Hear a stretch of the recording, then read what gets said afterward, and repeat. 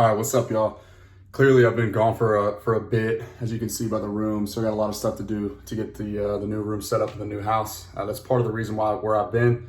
I'll explain that in another video in more detail a little bit later on. But today, just wanted to kind of go over the news that just broke of Donnie Nelson and the Dallas Mavericks parting ways after 23 years.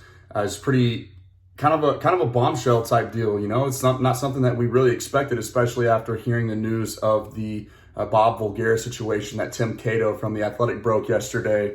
There's clearly some turmoil there as far as just the rift created between Bob and, you know, maybe some of the front office members now, obviously, as we're seeing the parting of ways with Donnie Nelson, Mark Cuban, and then the obviously the franchise player, Luka Doncic, right? So if it's totally plausible to assume that maybe this was kind of something that was thrust up onto to Mark Cuban's shoulders that he wasn't really fully aware of, right? He reads this story, he calls BS on Twitter in response to the news breaking of that same story from Tim Cato in The Athletic.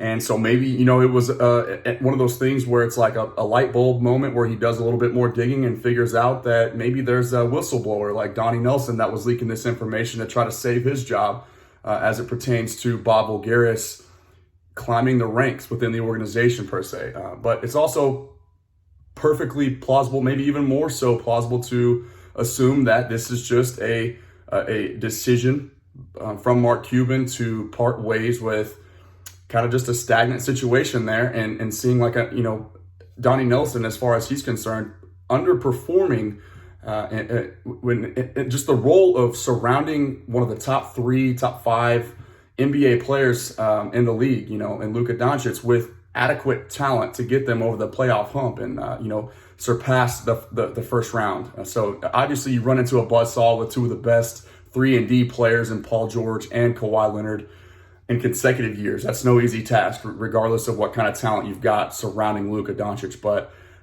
if I'm a betting man, that would probably be those two situations would be the first two things that I would look at as far as where to go from here, what to make of this news that Shams Charania just broke over on Twitter. So lots of questions that I have. I'm looking forward to seeing what Mike Fisher may have to say about this situation, but regardless, we'll know sooner rather than later. I'm excited. Stay tuned for more content coming up soon, guys.